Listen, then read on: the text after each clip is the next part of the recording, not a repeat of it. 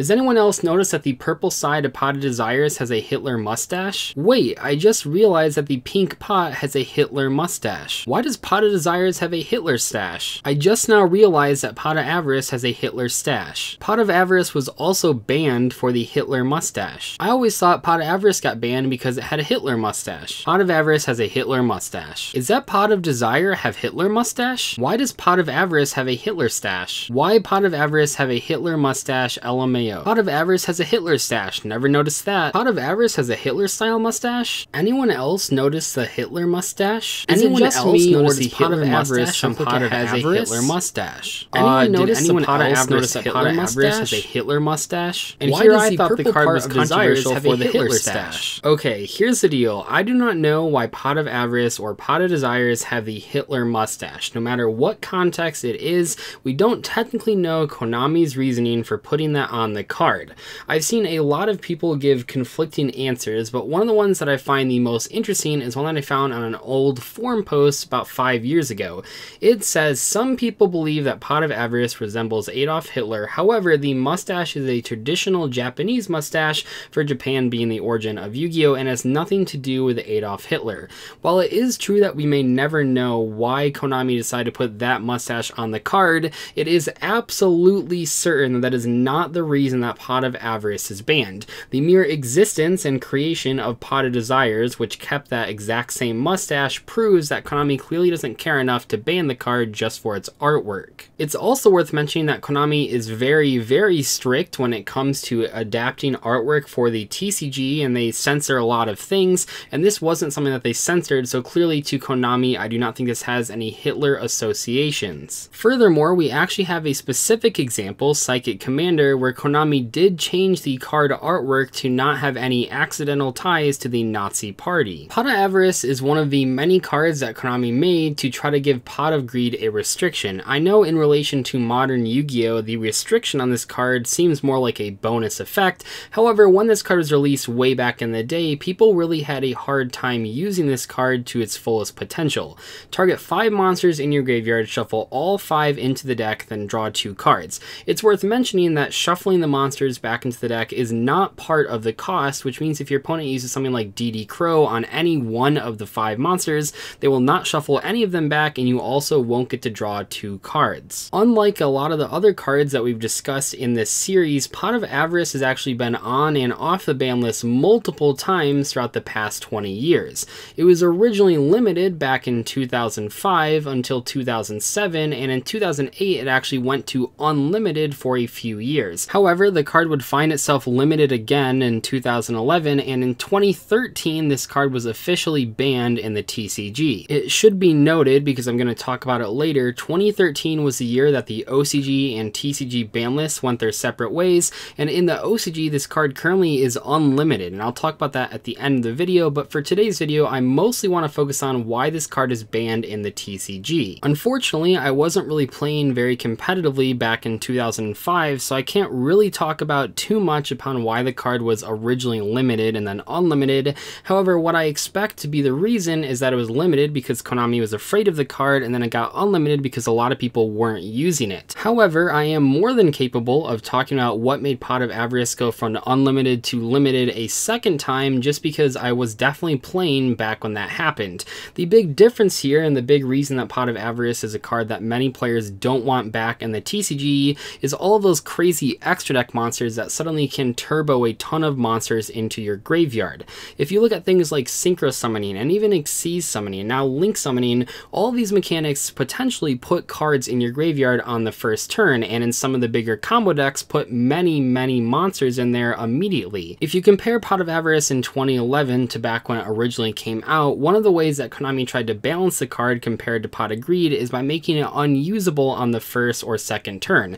Back in old school Yu-Gi-Oh! It was pretty tough to put that many monsters in the graveyard on the first or second, and sometimes even third turn. However, with the advent of more extra deck mechanics like Synchros and Xyz and now Link monsters, it's really really easy for especially combo decks to put a ton of monsters in the graveyard by their first or second turn, turning on that Pot of Avarice effect to give them 2 more free draws. Specifically though, if we look at 2011, which is when the card went from unlimited to limited, it was a staple 2 of in most REBORN TENGU plant deck lists. The reasoning is that that deck could churn out a ton of synchro summons really fast, but also it had a bunch of engine cards that could put extra monsters in the graveyard. Things like Lone Fire Blossom and Glow Up Bulb and REBORN TENGU all put cards in the graveyard while you were doing your normal combos, and then Pot of Avarice not only gave you 2 free draws, which is insane, but it also reloaded your effects like REBORN TENGU and Lone Fire Blossom. Even at 1 copy per deck, Pot of Avarice still saw play in those REBORN TENGU plant strategies, and once that deck sort of got hit enough on the Forbidden and Limited list, you still saw Pot of Avarice in a variety of decks. For example, windups could take advantage of hand looping their opponent while putting a bunch of their own cards into the graveyard, and Pot of Avarice basically meant that you could hand loop every single card out of your opponent's hand on the first turn. And other things like Dino Rabbit could use Pot of Avarice to recycle their normal monsters and tour guides to extend the longevity of their strategy. And a really important comparison to make that I see a lot of people just completely ignore is comparing Pot of Avarice to Pot of Desires and Pot of Extravagance. In the case of Desires and Extravagance, you are losing real cards, and in most cases permanently losing them just to draw 2. But in the case of Pot of Avarice, not only are you not losing cards like you would with Pot of Desires or Pot of Extravagance, you actually recycle cards in the process of drawing 2.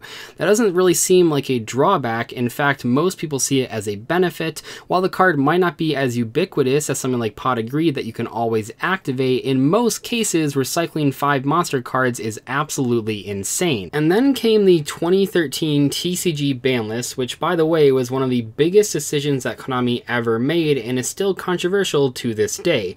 Basically, prior to this, the OCG and TCG ban lists were always the exact same cards.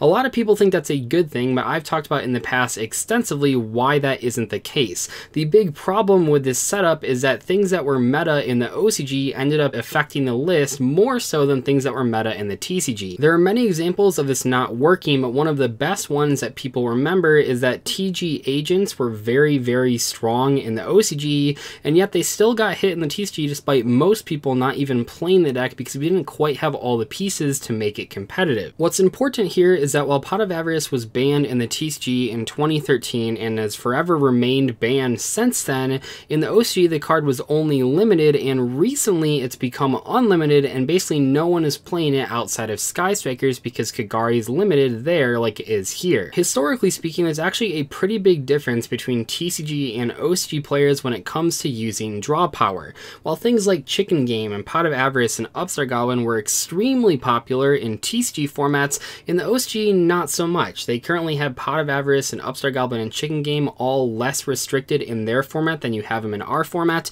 and I guess when you really compare them, I mean Chicken Game and Pot of Avarice are both banned in our format and they're completely balanced in the OCG setting.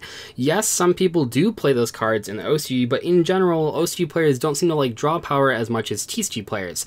I actually talked to my friend that has spent a lot of time playing in the OCG about this exact question, and one of the things that he said is that they try and use all 40 spots to be either good cards or cards they think will give them an edge, not so much where TCG players are oftentimes playing extra cards just to make their deck smaller. We've seen things in the TCG happen recently where people are starting to use 41 and 42 and 43 cards, but for a very long time, especially when Upstart Goblin was at 3 copies per deck, you saw a lot of people playing those pseudo 37 card decks by playing 3 Upstart Goblin in favor of consistency over versatility. And I'm sure there'll be people that say things like, oh, well, if the OCG is allowed to have 3 copies of Pot of Avarice, maybe we should just add 1 or 2 copies to the TCG and just see how it works out. There is one difference, I mean there's a lot of differences, but one huge difference between the two formats that really breaks Pot of Avarice for TCG players. Yes, the danger monsters, the cards that everyone loves to hate, despite the fact that when they came out, everyone thought they were really cool and unique to add to different rogue strategies. Nowadays, they're being used for most of the meta strategies that are combo decks.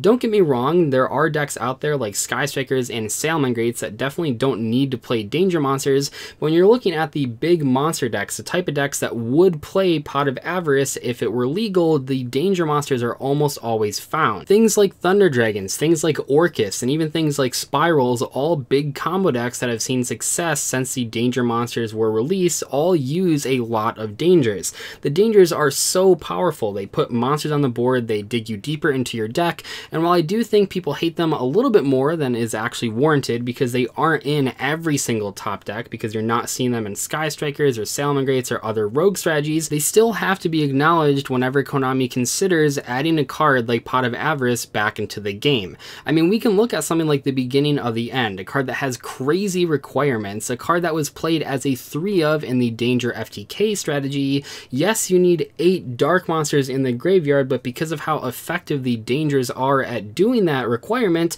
a lot of people really took advantage of that draw 3 spell card. When you compare that card to Pot of Avarice, you start to see why Pot really can't come back into the game, at least not as long as the danger monsters are all at 3 copies per deck. Getting any 5 monsters in the graveyard is easier than getting 8 dark monsters in the graveyard, and definitely having a situation where danger players can use both the Beginning of the End and also Pot of Avarice is not a good thing for the overall health of the game. And yes, I'm aware that Beginning of the End is not seeing a ton of play right now. However, for the overall health of the game, that card and danger monsters and Pot of Avarice shouldn't exist at the exact same time. In other words, it's not just synchros and link monsters that are preventing Pot of Avarice from coming back into the TCG. Things like danger monsters definitely play a role, but it's more so just the combination of how Yu-Gi-Oh looks like in the TCG in 2019. I'm actually super curious to see what happens in the OCG format once they finally get the danger monsters imported, to see if Pot of Avarice truly can stay unlimited at the same time that those monsters exist. So no, Pot of Avarice is not banned because of the Hitler mustache. There are other cards like Pot of Desires that have a similar style and mustache. It is though too much for TCG players to have a recycling piece of draw power that many combo decks would abuse. Anyway though, hope you guys enjoyed today's discussion video about Pot of Avarice. I'll see you in the next video. Goodbye.